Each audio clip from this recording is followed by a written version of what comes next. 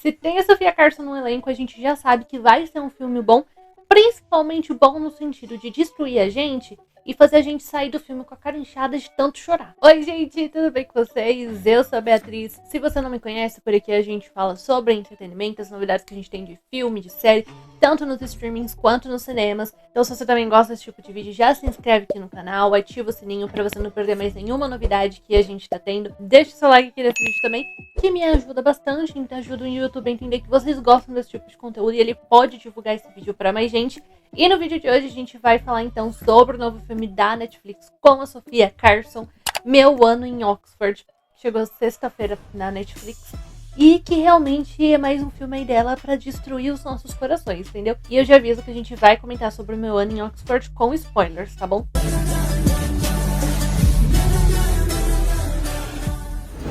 Surpresa pra ninguém, então, que a Sofia Carson dá pra gente falar que ela é a nova queridinha da Netflix, porque pelo menos uma vez por ano a gente acaba tendo algum lançamento de filme com ela. Esse ano a gente já teve A Lista da Minha Vida, que também foi um filme que destruiu o coração de muita gente, inclusive o meu. Eu não lembro se eu cheguei a chorar, mas eu sei que também foi um filme que destruiu o meu coração. E ela tem outros trabalhos na Netflix que são muito queridos pelas pessoas, né? Ela fez aí Feel the Beat, ela fez Bagagem de Risco, ela fez principalmente, esse é o meu preferido dela, eu acho, que é Continência ao Amor, que é o filme dela com o Nicolas Galitzine. Como se já não bastasse a gente ter Sofia Carson como protagonista de Meu Ano em Oxford, ela ainda faz par romântico com o Corey Milstreet, que provavelmente vocês conhecem ele também, porque ele fez o Rei George em Rainha Charlotte, que é um spin-off, né, aí de Bridgerton. Quer dizer, um spin-off, um prequel, porque é a história da Rainha Charlotte lá do universo de Bridgerton, mas a gente conhece a história especificamente, né, da Rainha Charlotte com o Rei George.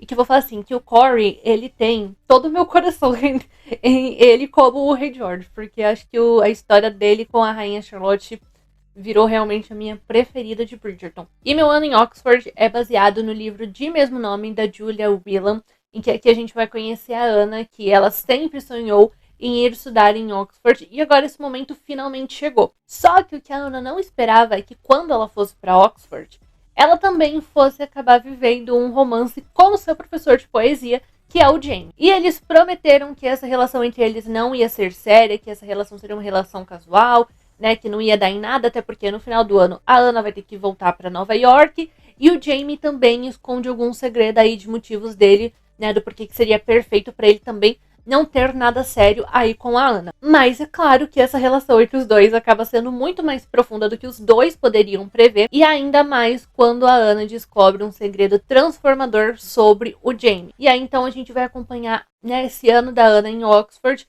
e que no final do ano ela vai ter que decidir, repensar isso, e os sonhos que ela tinha quando ela foi para Oxford continuam os mesmos. Eu não sei exatamente o que as pessoas estavam esperando da história desse filme e do tom que ele ia trazer pra gente, porque eu vi bastante gente comentando que sentiu vários tons diferentes aí na história durante o filme. Então, um clichêzinho romântico em muitos momentos, uma comédia romântica, uma vibe aí de filme mais anos 2000, uma vibe de drama.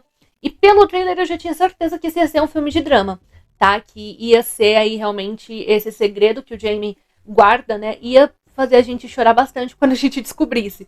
Só que eu não tava esperando que esse segredo do Jamie realmente fosse ser aí um câncer. Eu concordo que o filme, ele não é nem um pouco inovador, gente.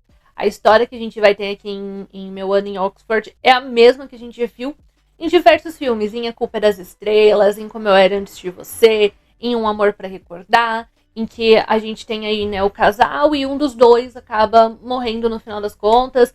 Em tanto A Culpa é das Estrelas quanto em Um Amor pra Recordar é também por causa de um câncer. Em Como Eu Era Antes de Você tem toda a questão da paraplegia ali do Will. Enfim, mas né, que é uma história trágica que no final os dois, o nosso casal principal, não fica junto. Que como eu falei, a gente vai descobrir então que o Jamie, ele tem um câncer que já está em estado terminal. E que aí por causa disso, então, ele não se relaciona com ninguém, né? Ele não quer ter nada sério com ninguém. E que também, como já está em estágio terminal, ele resolveu não fazer mais tratamento. Porque o irmão dele também teve o mesmo câncer e ele viu o irmão dele sofrer muito fazendo os tratamentos, né? E acabou que foi tratamentos que não resolveram de nada. Meio que fez o irmão dele sofrer, né? Agrediu bastante o irmão dele pra no final das contas o resultado ser o mesmo e o irmão dele acabar morrendo.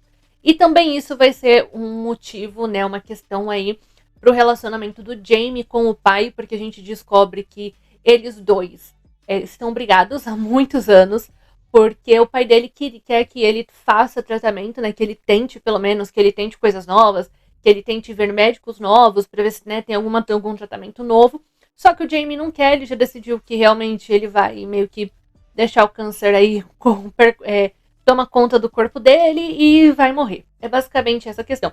Inclusive, quando eu assisti o trailer, eu tava imaginando que o segredo que a gente tinha sobre o Jamie ia ser relacionado a ele como pai, mas eu não imaginava que ia ser câncer no Jamie, entendeu? Eu achei que ia ser alguma coisa realmente com o pai dele, mas, tipo, o pai dele ter câncer, ou o pai dele ter alguma questão. Não achei que ia ser diretamente com o Jamie.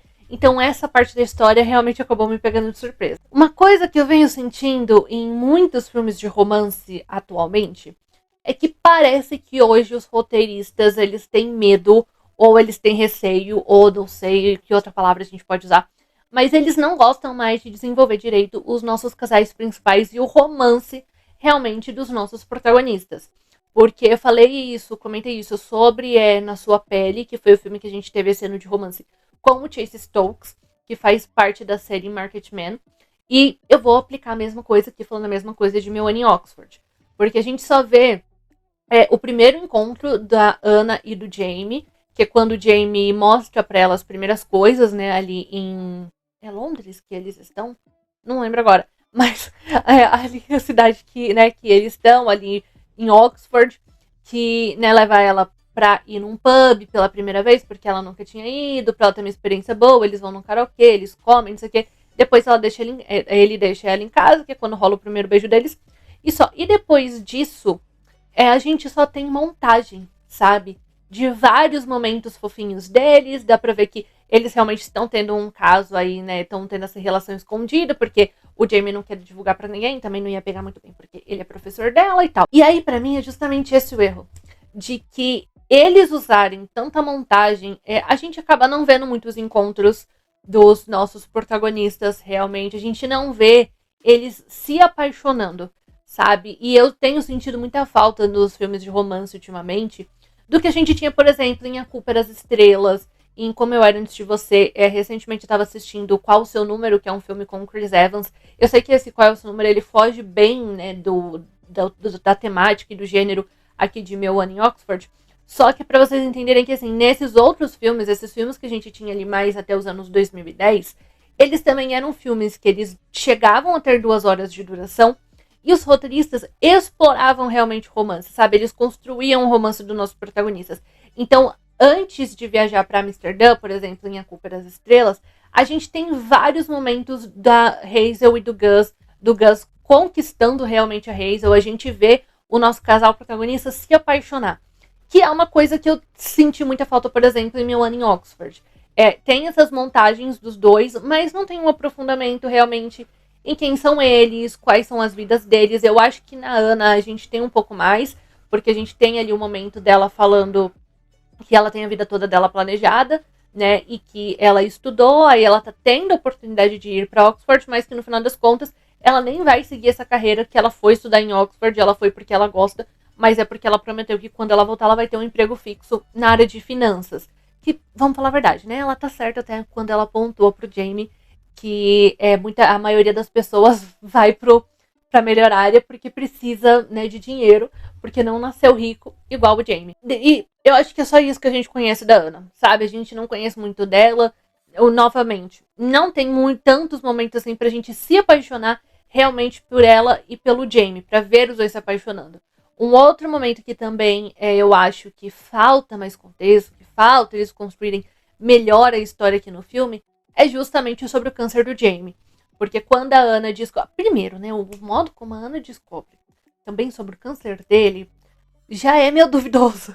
Porque ela tá bêbada, aí ela vai na casa dele e ela fala que ela sabe qual que é a senha da casa dele e ela simplesmente invade a casa dele. E aí quando chega lá tá a tal da Cecília, que... Não, vamos falar a verdade, né? Todo mundo realmente imaginou que essa Cecília muito provavelmente estava tendo um rolo com o Jamie, só que na verdade não é isso, né? Ela é uma antiga cunhada dele, porque ela namorou com o irmão do Jamie, até o irmão dele realmente morrer, e aí agora ela tá acompanhando, dando apoio ali também pro Jamie. E é assim que a Ana descobre, porque ela invade a casa do Jamie também. Já não é uma forma dela descobrir muito boa. E aí depois, quando o Jamie conta pra Ana sobre o câncer dele, ele conta assim de uma maneira meio tô pouco me importando, sem levar tão a sério, né, que ele tá com câncer, apesar de pra ele essa é uma coisa que ele tenta, que ele está levando meio que na boa, até porque ele mesmo já falou que ele não quer fazer os tratamentos, e enfim. Pra Ana é um choque, porque é o cara com quem ela tá se relacionando, ela sabia que ele tinha um segredo, e aí ela descobre que simplesmente ele vai morrer, sendo que ela tá apaixonada por ele. Então eu acho que essa parte também do Jamie explicando é meio tô nem aí, e é muito corrida, sabe? O jeito que ele explica pra ela. E aí tem alguns momentos dele com câncer que eu não sei se eles representaram tão bem a pessoa com câncer, ainda mais em estágio terminal.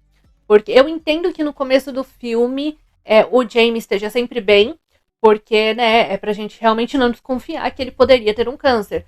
Mas depois que a Ana descobre, é muito uma montanha russa de ele tá muito bem, ele tá muito mal aqui, ele chegou até a precisar ir pro hospital, não sei o quê. Na próxima cena parece que ele não tem nada.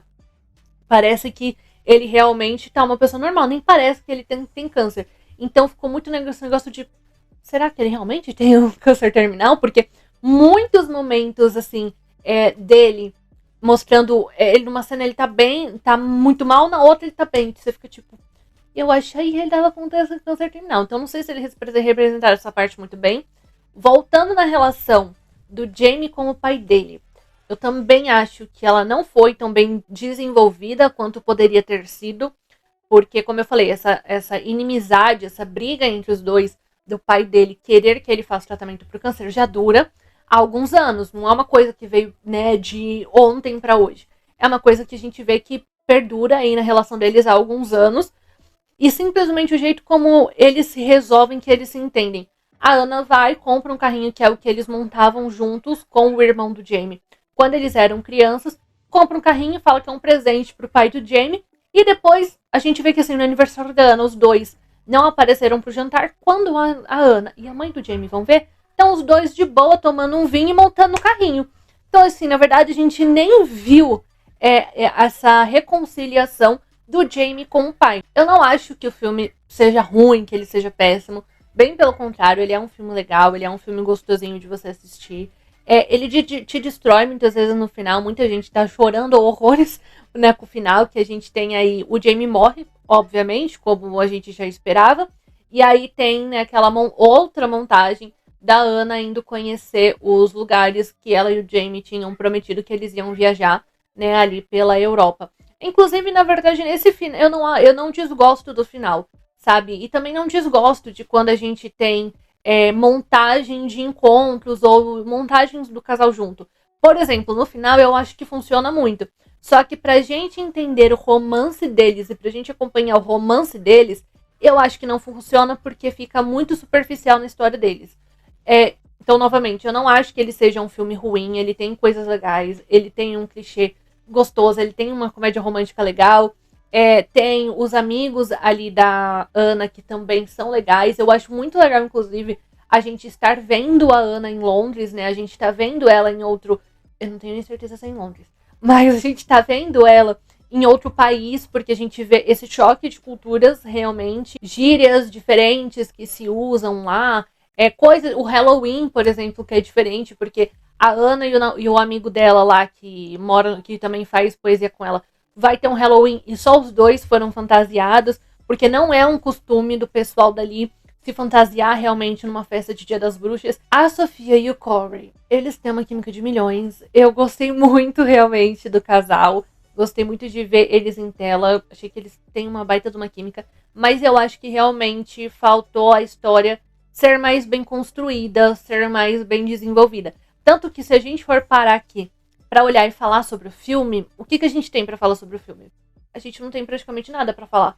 Entendeu? A não ser de que a Ana foi pra Oxford, se apaixonou pelo cara, no final das contas, ele tem câncer. É isso que a gente tem pra falar, sabe? Não tem tanta coisa pra gente explorar, pra gente desenvolver. Então, por isso que eu acho que acabou.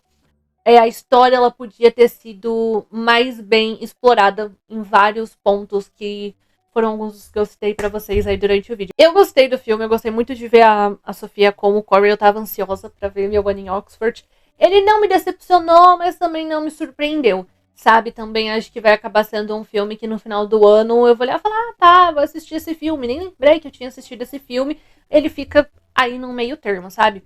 Se você assistiu Meu Ano em Oxford, me conte nos comentários o que você achou do filme, se você chorou muito ou não. E a gente ainda vai comentar sobre mais coisas por aqui, porque essa semana tem a estreia de Sexta-feira ainda mais louca, que vai ter vídeo aqui pra gente comentar sobre, vai ter vídeo sobre Superman, sobre o Quarteto Fantástico, que tá atrasado, mas esses vídeos vão sair.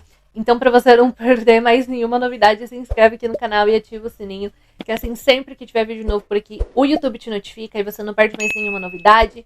Também deixa o seu like aqui nesse vídeo, que é assim que eu entendo que vocês gostam de conteúdos assim. E também ajuda o YouTube a divulgar esse vídeo pra mais gente, pra ele saber que mais gente também pode gostar. E é isso, gente. Um beijo e até o próximo.